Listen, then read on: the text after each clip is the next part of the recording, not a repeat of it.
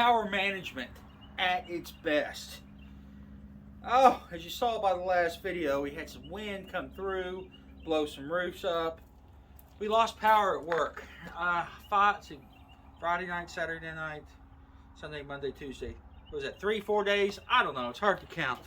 Anyways, I find that really weird, especially because we're in Lexington at work, and that's crazy.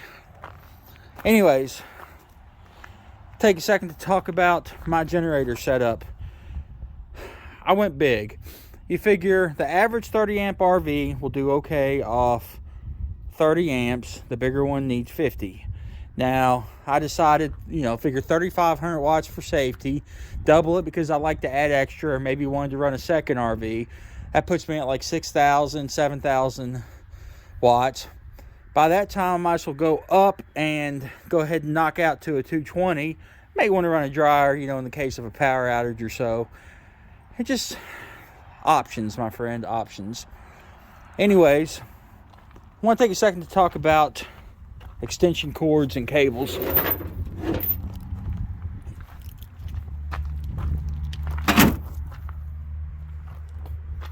You see people with generators running a bunch of these cords. It's no good. You actually lose your voltage and stuff on long runs. So you need a healthier extension cord. Now, I've got a couple different setups here.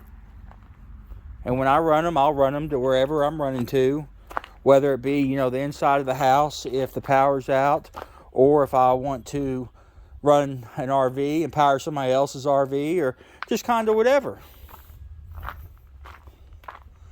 But the main cords I have, this is a 30 amp cable here.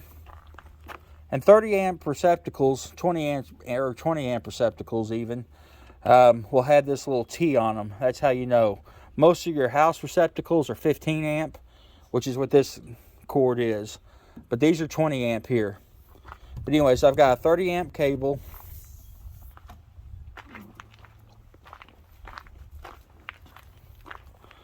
And that basically goes down to this 3 end.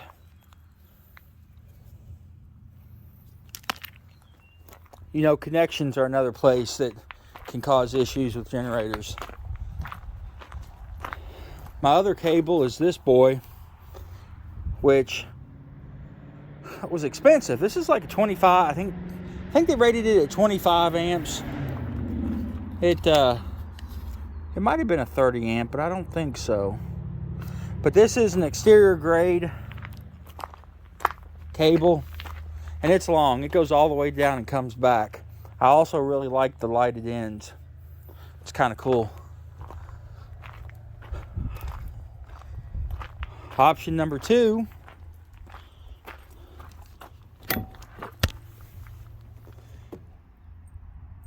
We all recognize that. RV hookup. We all got these big plugs. Ka-junk for the big ones. Basically, that's 50 amp. That is 225 amp 110 circuits.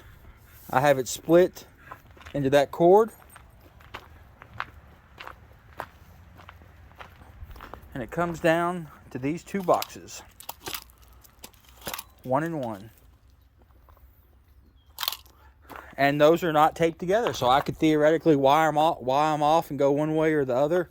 Just kind of whatever, you want to do.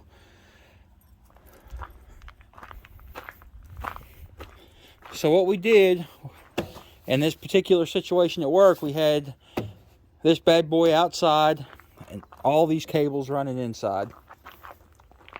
Run them inside. This big 30 amp cable right here actually ran all of our servers, which got our phone and internet back up and going. These right here ran all of the front counter and eventually the back counter computers. And I had a heater underneath my desk. My generator, I stay warm. And then this one I had a bunch of LED lights run off of.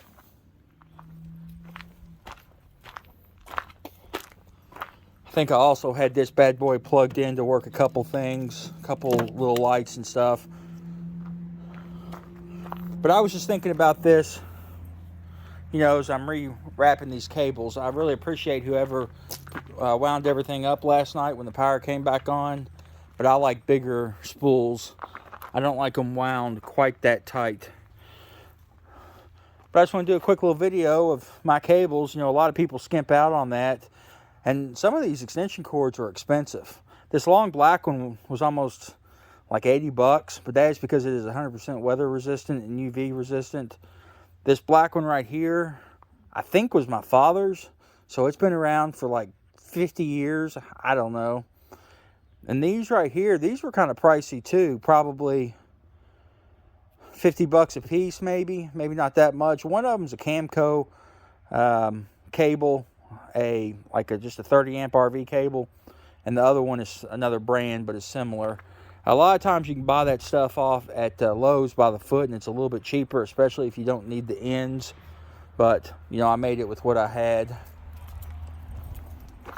And I did a video building this cart. I actually keep all this on this cart because I do take the generator out once a month and service it. You know, you let it run for a half hour or so at between 50 and 75% load.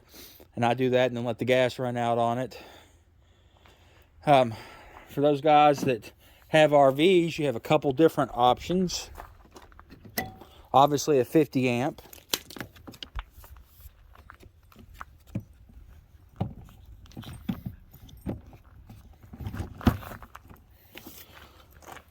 I've got this adapter,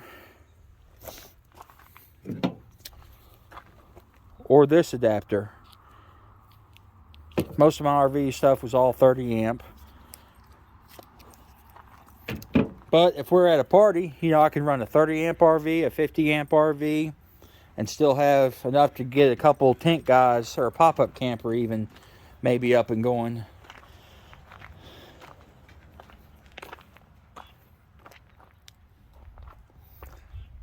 But there it is. Like I say, I just wanted to do a quick little video of my, mainly the extension cords. Like I say, don't skip on those. Don't start a fire.